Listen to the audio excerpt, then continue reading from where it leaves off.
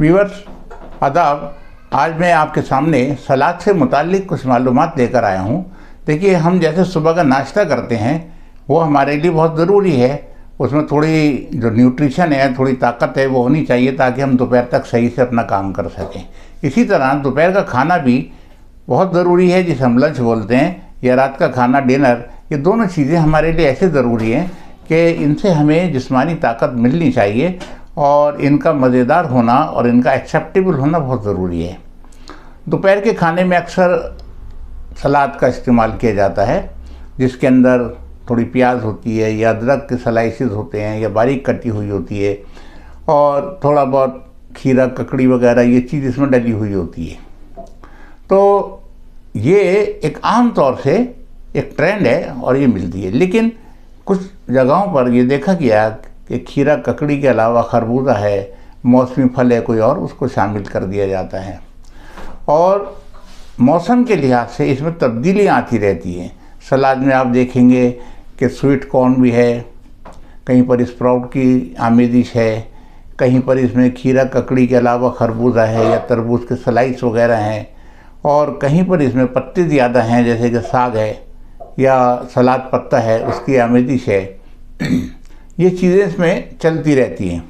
कोई मौसमी फल है, आड़ू वगैरह है गर्मी के हिसाब से, वो उसमें रख दिया है।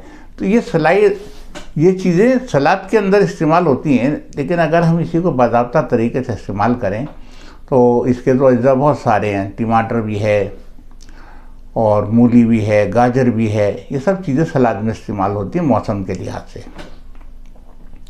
कुछ फल होते हैं जैसे अमरूद है, पपीता है, ये भी शामिल किए जाते हैं।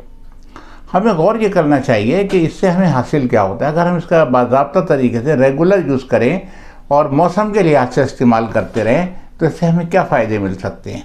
पहली चीज़ तो देखिए ये है कि इनके अंदर फाइबर बहुत होता है। इन सब चीज़ों में फाइबर, विटामिन्स, एंटीऑक्सीडेंट प्रॉपर्टीज़, ये सब चीज़ें इनमें पाई जाती हैं, मिनरल्स। लेकिन एक बात ये समझ में नहीं आती कि सलाद तो एक पत्ते का नाम है।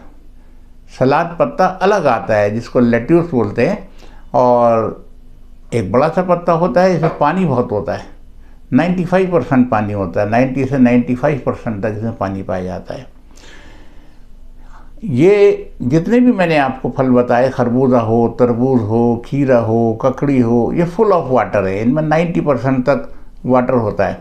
और ये पानी कितना उम्दा होता है आप देखें कि इसके अंदर ज़मीन से जड़ के ज़रिए इनको खींचा जाता है, जिसकी वजह से इनमें मिनरल्स आ जाती हैं बहुत सारी। मैग्नीशियम है, कैल्शियम है, पोटेशियम है, सोडियम है, ये सब चीज़ें आ जाती हैं। और विटामिन इनमें बहुत पाए जाते हैं, जैसे कि कहीं विटामिन ए पाया जा रहा है, कहीं विटामिन सी है और कहीं विटामिन के है। तो ये चीज़ें इनके अंदर एक तरीके के न्यूट्रिएंट्स का काम करती हैं। और ये फुल ऑफ फाइबर्स होते हैं। फाइबर इसके अंदर काफ़ी पाया जाता है। फाइबर आप समझते हैं कि हमारे डाइजेस्टिव सिस्टम के लिए कितनी फ़ायदेमंद चीज़ है। अगर फाइबर हमारे मैदे में, हाथों में मुनासिब मकदार में रोज़ जाता रहता है तो उससे हमें न सिर्फ हमारा हाजमा सुधरेगा, बल्कि हमें जो कब्ज़ वगैरह की शिकायत हो जाती है, डिसऑर्डर्स हो जाते हैं, ये चीज़ें, इनसे भी फ़ायदा मिलता है। और दूसरी बात क्या है कि कोलेस्ट्रॉल जो बढ़ता है उसके अंदर कुछ हेल्प हो सकती है अगर फाइबर हमारे जिस्म में मौजूद है। और शुगर के अंदर भी कि ये इंतज़ाब पजीर इतने जल्दी नहीं होती है अगर फाइबर मौजूद हो। फाइबर की मौजूदगी में शुगर स्लो एब्जॉर्ब होती है। तो ये चीज़ें इसके अंदर हैं। अब लाल फल हैं जैसे कि टमाटर है, तरबूज के स्लाइस हैं, गाजर है। तो गाजर के अंदर अगर आप गौर करें तो उसमें तो पाया जाता है कैरोटीन, बीटा कैरोटीन।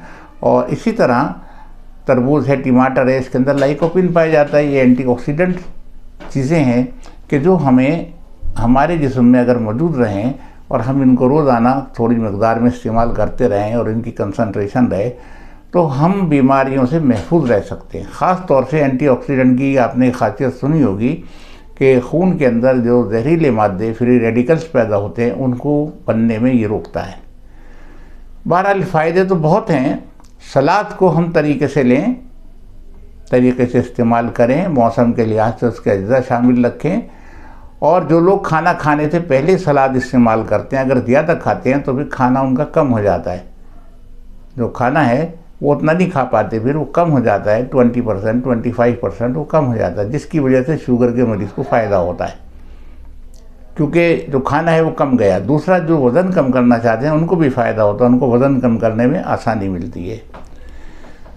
तो आप ये ध्यान रखें कि सलाद्स का इस्तेमाल ख़ास तौर से हाजिम तो है ही, बॉडी को न्यूट्रिएंट्स भी देता है, और इसके साथ साथ ये वज़न कम करने में मदद करता है। हड्डियों में भी इसके इस्तेमाल से ताकत आती है, स्किन के ऊपर भी इसका असर पड़ता है, बहुत से इसके फ़ायदे हैं।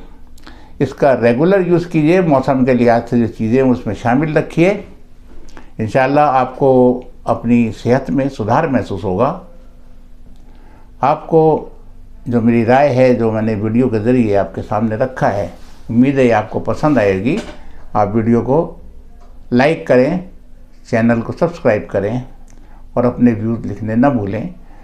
कभी भी किसी भी इलाज के सिलसिले में, किसी भी सेहत से मुताल्लिक ओपिनियन के सिलसिले में अमल करने से पहले आप जिनके ज़ेर इलाज रहते हैं, जिन डॉक्टर्स के, हकीम के, वैद्य के, उनसे मशवरा कर लीजिए, और उनके मशवरे के बगैर किसी भी दवा का या किसी बीमारी का खुद इलाज करना ये गलत है।